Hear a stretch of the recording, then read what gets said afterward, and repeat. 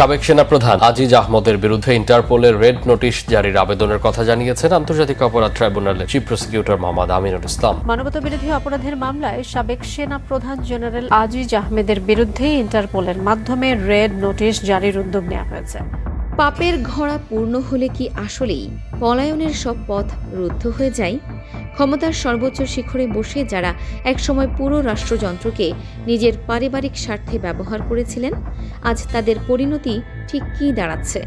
আন্তর্জাতিক অপরাধ ট্রাইব্যুনালের একের পর এক আইনি পদক্ষেপ এবং ইন্টারপোলের রেড নোটিশ জারির প্রক্রিয়ার মুখে সাবেক বিতর্কিত সেনাপ্রধান জেনারেল আজিজ আহমেদকে ঘিরে আন্তর্জাতিক মহলে চলছে তোলপাড়। 2013 সালের মতিঝিল শাপলা চত্বরের সেই রক্তক্ষয়ী বিভীষিকা এবং শত শত আলেম ওলামার ওপর চালানো দমন পীড়নের বিচার কি অবশেষে শুরু হতে যাচ্ছে? বিদেশে গা ঢাকা দিয়েও শেষ রক্ষা কি হলো না? শাপলা ট্র্যাজেডির গোপন নথিপত্র এবং ক্ষমতার আড়ালে গড়ে ওঠা অন্ধকার সাম্রাজ্যের কোন কোন তথ্য ফাঁস হচ্ছে আন্তর্জাতিক তদন্তে? বিস্তারিত জানতে পুরো ভিডিওটি মনোযোগ দিয়ে শেষ পর্যন্ত দেখুন। আর আপনি যদি আমাদের চ্যানেলে নতুন হয়ে থাকেন তবে এখনই সাবস্ক্রাইব করে বেল আইকনটি বাজিয়ে রাখুন। ঘটনার সূত্রপাত আন্তর্জাতিক অপরাধ ট্রাইব্যুনালের এক নজিরবিহীন আইনি ঘোষণার মধ্য দিয়ে। ট্রাইব্যুনালের চিফ প্রসিকিউটর আইনজীবী মোহাম্মদ আমিনুল ইসলাম আনুষ্ঠানিকভাবে নিশ্চিত করেছেন যে সাবেক সেনাপ্রধান জেনারেল আজিজ আহমেদের বিরুদ্ধে বিশ্বব্যাপী ইন্টারপোলের রেড নোটিশ জারির জন্য আইনি চিঠি পাঠানো হয়েছে। বাংলাদেশ পুলিশের মহাপরিদর্শক আইজিপি এবং ইন্টারপোল এনসিবির দায়িত্বপ্রাপ্ত অতিরিক্ত আইজিপির কাছে পাঠানো এই চিঠির মূল উদ্দেশ্য পরিষ্কার: পলাতক এই আসামিকে আন্তর্জাতিক নেটওয়ার্ক ব্যবহার করে যে কোনো মূল্যে দেশে ফিরিয়ে এনে আদালতের কাঠগড়ায় দাঁড় করানো। ট্রাইব্যুনালের গোপন তথ্য অনুযায়ী ছাত্র জনতার ঐতিহাসিক গণ অভ্যুত্থানের পর পরিস্থিতি বেগতিক দেখে জেনারেল আজিজ আহমেদ মধ্যপ্রাচ্য বা অন্য কোনো আন্তর্জাতিক ভূখণ্ডে আত্মগোপন করেন। তবে ট্রাইব্যুনাল ও প্রসিকিউশন টিমের কঠোর বার্তা, মানবতা বিরোধী অপরাধ কিংবা গণহত্যার মতো অপরাধ সংঘটিত করে পৃথিবীর কোনো প্রান্তেই আর নিরাপদ থাকা যাবে না। আন্তর্জাতিক আইনের যে দীর্ঘ হাত তা এখন সরাসরি প্রসারিত হয়েছে আজিজ আহমেদের দিকে। কেন জেনারেল আজিজের বিরুদ্ধে আন্তর্জাতিক অপরাধ ট্রাইব্যুনালের এই চরম আইনি পদক্ষেপ? এর উত্তর খুঁজতে আমাদের ফিরে যেতে হবে এক দশক আগে, 2013 সালের 5 মে রাতের সেই অন্ধকার অধ্যায়ে। তৎকালীন সময়ে হেফাজতে ইসলামের ব্যানারে দেশের বিভিন্ন প্রান্ত থেকে লাখ লাখ আলেম ওলামা, মাদ্রাসার শিক্ষার্থী এবং সাধারণ মানুষ সমবেত হয়েছিলেন ঢাকার মতিঝিল শাপলা চত্বরে। কিন্তু রাতের আলো নিভে যাওয়ার সাথে সাথেই শুরু হয় ইতিহাসের অন্যতম নৃশংস ও বিতর্কিত অভিযান, অপারেশন ফ্ল্যাশ আউট। তৎকালীন বিজিবির মহাপরিচালক হিসেবে দায়িত্বরত মেজর জেনারেল আজিজ আহমেদ এবং অন্যান্য আইন শৃঙ্খলা বাহিনীর যৌথ পরিচালনায় মতিঝিল এলাকায় বিদ্যুৎ সংযোগ বিচ্ছিন্ন করে চালানো হয় অভিযান। সাউন্ড গ্রেনেড, টিয়ার শেল এবং ভারী মরণাস্ত্রের গর্জন আর সাধারণ মানুষের আত্মচিৎকারে কেঁপে উঠেছিল পুরো ঢাকা শহর। অভিযোগ রয়েছে, পয়েন্ট ব্ল্যাঙ্ক রেঞ্জ থেকে নির্বিচারে গুলি চালিয়ে রক্তে ভাসিয়ে দেওয়া হয়েছিল মতিঝিলের রাজপথ ও ড্রেনগুলো। এই বর্বরতার রেশ পরদিন অর্থাৎ 6 মে সকালে গিয়ে পৌঁছায় নারায়ণগঞ্জের সিদ্ধিরগঞ্জ মহাসড়কে। সেখানেও সাধারণ মানুষের উপর চালানো হয় নির্বিচার গুলিবর্ষণ। দীর্ঘ 1 দশক ধরে রাষ্ট্রীয় প্রভাব ও ক্ষমতার জোরে এই ঘটনাগুলোর সত্যতা ধামাচাপা দিয়ে রাখা হয়েছিল। কিন্তু সময় বদলেছে।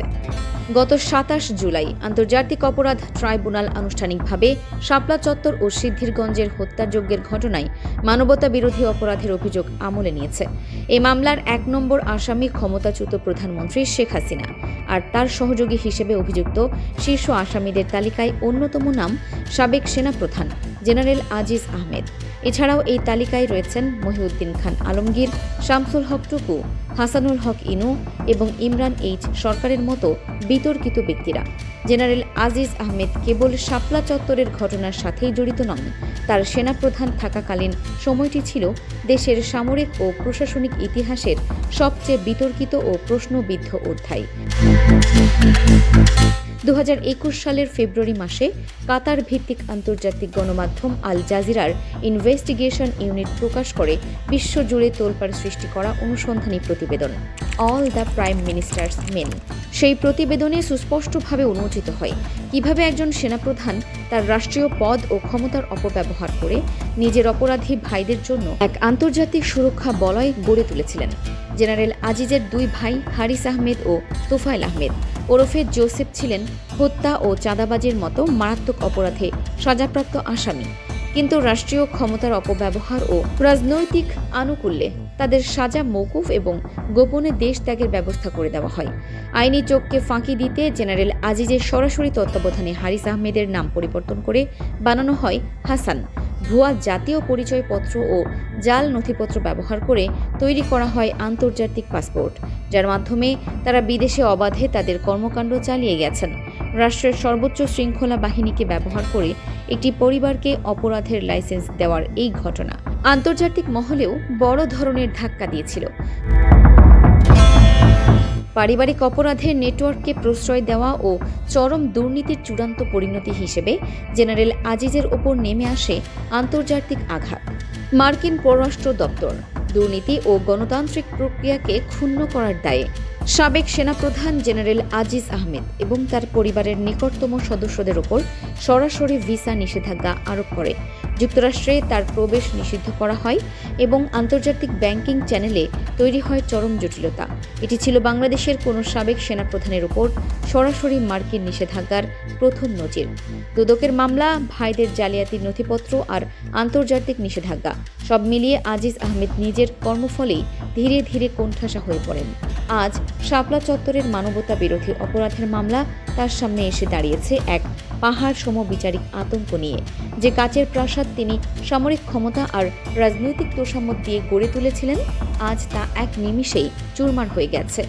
আজ যখন ইন্টারপোলের মাধ্যমে আজিজ আহমেদকে দেশে ফিরিয়ে আনার জোর তৎপরতা চলছে, তখন জনমনে একটাই দাবি, আইনের চোখে সবাই সমান। কোনো সামরিক উর্দি বা রাজনৈতিক প্রভাবই রক্তের দাগ মুছে দিতে পারে না। শাপলা চত্বরের ঘটনার দীর্ঘ এক দশক পর আন্তর্জাতিক অপরাধ ট্রাইব্যুনালে এই বিচার শুরু হওয়াকে অনেকেই দেখছেন আইনের শাসন ও ন্যায় বিচারের এক ঐতিহাসিক মাইল ফলক হিসেবে। ক্ষমতার মদদে যারা এতদিন ধরাছোঁয়ার বাইরে ছিলেন, আজ আন্তর্জাতিক আইনের জালে তাদের জবাবদিহিতা নিশ্চিত করার সময় এসেছে। শাপলা চত্বরের এই রাতে নিখোঁজ ও নিহত হওয়া মানুষগুলোর পরিবার আজও বুক ভরা বেদনা নিয়ে ন্যায় বিচারের অপেক্ষায় রয়েছে। আন্তর্জাতিক অপরাধ ট্রাইব্যুনাল কি পারবে সেই দীর্ঘ অপেক্ষার অবসান ঘটিয়ে দোষীদের দৃষ্টান্তমূলক শাস্তির মুখোমুখি করতে? প্রিয় দর্শক, জেনারেল আজিজ আহমেদের বিরুদ্ধে ইন্টারপোলের এই রেড নোটিশ এবং শাপলা চত্বর ট্র্যাজেডির পুনরুজ্জীবিত বিচার প্রক্রিয়াকে আপনি কিভাবে মূল্যায়ন করছেন? আন্তর্জাতিক আইনি প্রক্রিয়ার মাধ্যমে কি সাবেক এই সেনাপ্রধানকে দ্রুত দেশে ফিরিয়ে এনে কাঠগড়ায় দাঁড় করানো সম্ভব হবে? আপনার মূল্যবান মতামত অবশ্যই নিচের কমেন্ট বক্সে লিখে জানান। ভিডিওটি গুরুত্বপূর্ণ ও তথ্যবহুল মনে হলে একটি লাইক দিন এবং সচেতনতা তৈরিতে বন্ধুদের সাথে শেয়ার করুন।